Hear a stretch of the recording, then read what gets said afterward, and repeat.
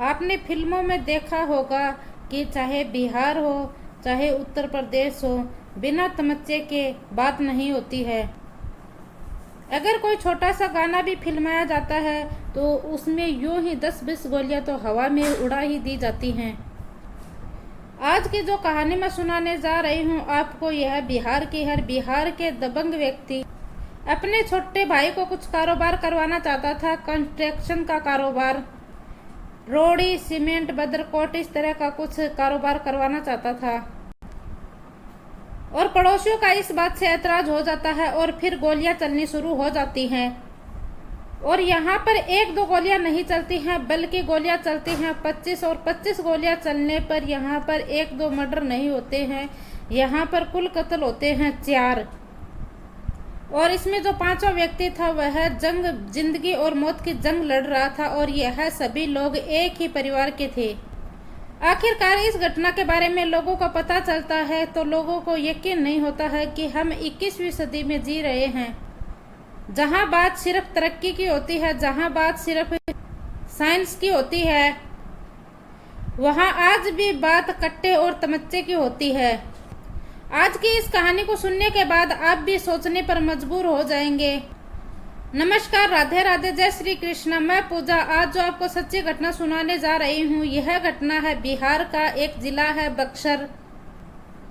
बक्सर जिले का एक थाना लगता है राजपुर, और राजपुर में ही एक जगह है जलहरा मार्ग, वहां का ही एक गांव लगता है अहियापुर। दरअसल हम बात कर रहे हैं 23 मई 2024 के शाम को एक लड़का भागते हुए अपने घर जाता है और अपने घर पर जाकर बोलता है कि जहां अब हमारी कंस्ट्रक्शन की दुकान है वहां का मुखिया वहां पर सामान डाल लिया है, वह भी बालू, गिट्टी और कंक्रीट वहां पर डाल दिया है, वह भी हमारे बराबर में अपनी दुकान शुरू कर रहा है। और फिर यह सब बात सुनकर घर वाले, परिवार वाले सकते में आ जाते हैं। सकते में इसलिए आते हैं क्योंकि घर में शादी का माहौल था।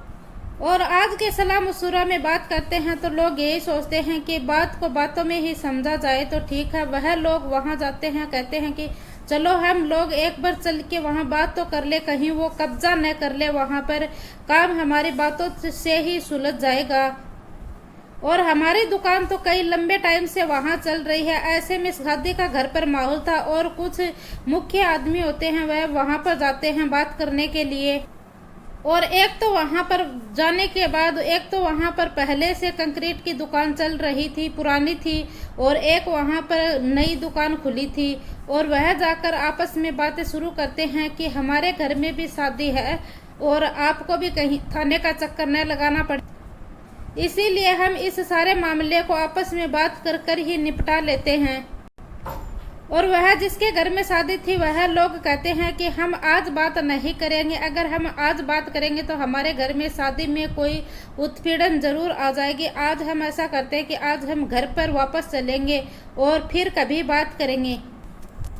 और फिर शादी समारोह की तारीख वगैरह निकल जाती है, शादी वगैरह हो जाती है। और फिर हम बात कर रहे हैं 24 मई 2024 की। फिर यह लोग वापस आए थे, वह 23 मई को वापस आए थे। और फिर अगले ही दिन 24 मई को यह लोग सुबह उठकर कहते हैं कि चलो शौच वगैरह करने चलते हैं। तो ये लोग सोचते हैं कि चलो हम हमारी दुकान की ओर ही चलते हैं, उधर देख भी आएंगे और उधर नहर है, उस साइड हम हाथ मुंह धोएंगे और शौच कराएंगे, वहीं से अपनी दुकान देख लेंगे, कहीं हमारी दुकान के ऊपर कब्जा तो नहीं हो गया है। कुछ इस तरह की बातें थी। और वह लोग वहां पर चले जाते हैं। और किसी के हाथ में लाठी थी छोटी मोटी, किसी के हाथ में डंडा था। इसी तरह वह लोग वहां पर पहुंच जाते हैं और वह नहर की पटरी के पास जाकर खड़े हुए थे। और वहीं पास में उनकी दुकान है, शॉप है, वहां पर बजरी, क्रशर और बालू रखी हुई थी उनकी दुकान में। और वहीं पास में जो मुखिया है, जो अपने भाई के छोटे भाई को वहां पर कारोबार खोल के दे रहा था, उसकी दुकान थी, वह भी वहां पर बजरी, क्रशर वगैरह डाल रखी थी। और इसी बीच सुबह के 5:30 बजे का लगभग का समय था, वहां पर 2 स्कॉर्पियो कार आती हैं। हल्का हल्का दिन निकल रहा था और जो गाड़ी की लाइट थी वह तो चल रही थी। जो वीडियो शो हो रहा था उसमें कुछ ऐसा ही सीन, कुछ ऐसा ही दृश्य आता है। और इसी बीच दोनों पक्षों में कहासुनी शुरू हो जाती है। जो गाड़ी में लोग आए थे उनके भी हाथ में डंडे थे, किसी के हाथ में राइफल थी और किसी के हाथ में कुछ और था, और ऐसे ही करके वह लोग भी आए हुए थे और दोनों पक्षों में बातें करना और फिर नोक झोंक होना शुरू हो जाती है। और यहाँ पर लगभग 20 से 30 लोग थे और इनमें कहासुनी शुरू हो जाती है कि तुमने दुकान क्यों खोली। वह बोल रहे कि तुम हमारी दुकान कैसे बंद करवाओगे, हमने तो दुकान खोली है, और ऐसे ही कुछ कहकर उन लोगों के बीच में कहासुनी शुरू हो रही थी। और यह सब बातें होते होते देखते ही देखते एक दूसरे के ऊपर लाठी डंडा लगना शुरू हो जाता है और उन दोनों ने आपस में वार करना शुरू कर दिया था और वह लोग लाठी और डंडों से लड़ रहे थे। इसी बीच जो गाड़ी में आए थे लोग, वह कुछ लोग उनके साथ वाले गाड़ी में ही बैठे हुए थे, उनके पास राइफल थी और वह बाहर निकालकर उस पर गोलियां चलानी शुरू कर दी। देखते ही देखते बताया जाता है कि 12 राउंड की गोलियां चलती हैं एक ही मिनट के अंदर, और बताया ऐसा जाता है कि कुल मिलाकर यहाँ पर 25 गोलियां चलती हैं। जब 25 गोलियां चलती हैं तो और 25 गोलियां चली थी तो इसमें कहा जाता है कि इनमें टारगेट बनाकर गोलियां चलाई गई थी। इसमें पहली गोली चली थी, उसका नाम सुनील सिंह यादव को, जिसकी उम्र 40 साल के आसपास की होती है। पिता के नाम इनका दयाशंकर होता है। और फिर गोली मारी जाती है विनोद सिंह यादव को, जिसकी उम्र लगभग 50 साल बताई जाती है।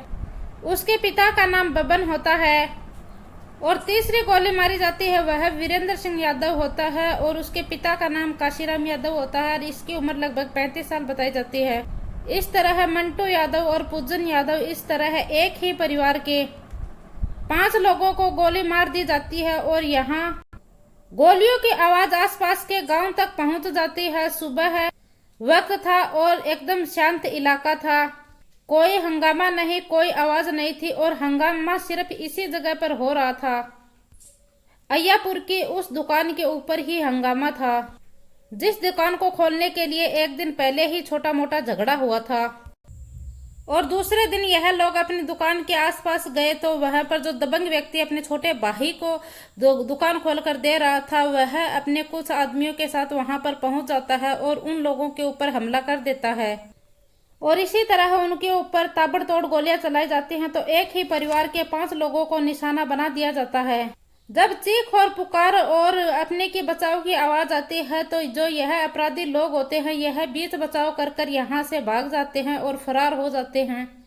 और फिर गांव के लोग भी वहां पर मौके पर पहुंच जाते हैं और जहां जहां तक इन लोगों की चीख की आवाज पहुंची थी वहां से सभी लोग आकर यहाँ पर इकट्ठे हो जाते हैं।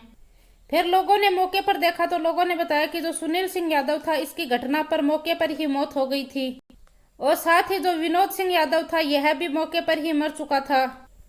और साथ ही अन्य जो 3 लोग थे उनको जल्दी से एक कोचक हॉस्पिटल में लेकर जाया जाता है और वहां के डॉक्टर बोलते हैं कि इन तीनों की हालत भी गंभीर रूप से घायल हैं। यह लोग, इनकी हालत भी बहुत ज्यादा खराब है। डॉक्टर का कहना है कि इनकी कंडीशन बहुत ज़्यादा खराब है और आप इन्हें हायर मेडिकल सेंटर पर लेकर जाओ जहां उनको ज़्यादा इलाज मिल जाए तो क्या पता यह लोग बच जाएं। और वही इनके जो पास का हॉस्पिटल होता है वह उत्तर प्रदेश के बनारस का एक हॉस्पिटल होता है, वही इनके पास का होता है और वह यहाँ से इन्हें बनारस की ओर हॉस्पिटल की ओर चल देते हैं। और बताया जाता है कि जो मंटू यादव था उसने भी उपचार के दौरान ही दम तोड़ दिया और बाकी जो पूजन सिंह था उसकी हालत भी गंभीर बनी हुई है।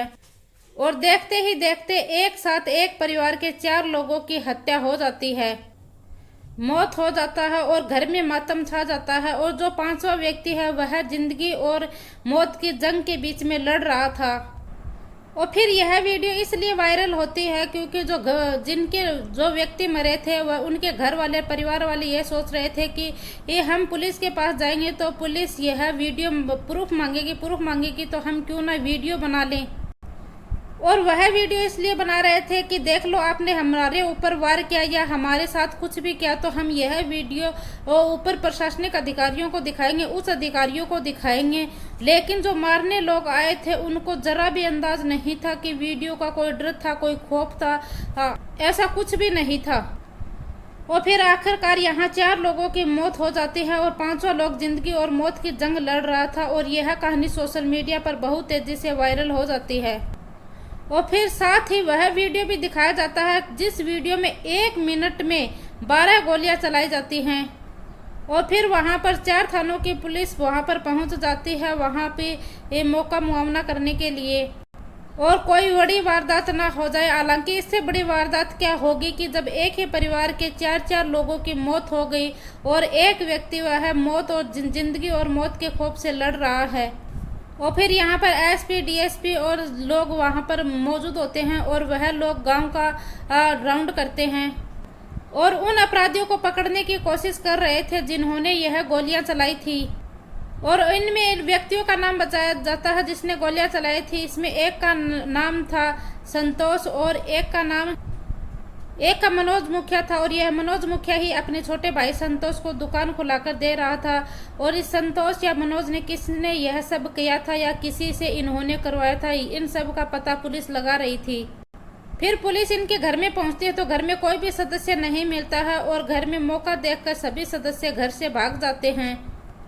और पुलिस को इस मामले में बड़ी ही मशक्कत करनी पड़ी कि जिनके लोग मरे थे वह लोग लाशें उठाने से मना कर रहे थे कि हम यहाँ से लाशें तब तक नहीं उठाएंगे जब तक कि मुजरिम नहीं पकड़े जाएंगे, या फिर जो बिहार के मुख्यमंत्री हैं वह मौके पर नहीं आ जाते, हम यह लाशें नहीं उठाएंगे।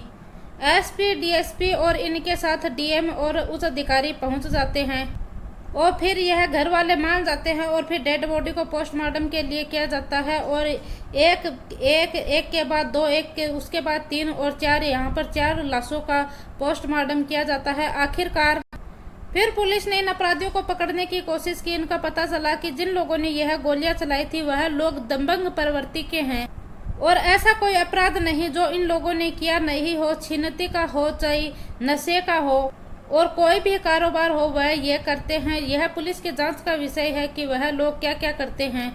और वीडियो के अंदर जो गोली चलाने वाला है वह भी दिखाई दे रहा है और जो गोली खा रहे थे वह भी दिखाई दे रहा है वीडियो के अंदर। अब पुलिस की जिम्मेदारी बनती है कि पूरी ईमानदारी से इस घटना की जांच कर्म करे और अपराधियों को कड़ी से कड़ी सजा दिलवाए। और जैसी स्थिति बनी हुई है, जैसे कि फिल्मों में मैंने शुरू से बताया था कि फिल्मों में जैसे कि बिना आइटम के लिए वो कोई काम ही नहीं होता है। जिस फिल्म हो या गाना हो उसमें 10, 20, 50 गोलियां ना चल जाए तब तक वह पूरा ही नहीं होता है। और पुलिस ही इन अपराधियों को पकड़े और इनको कड़ी से कड़ी सजा दिलाए।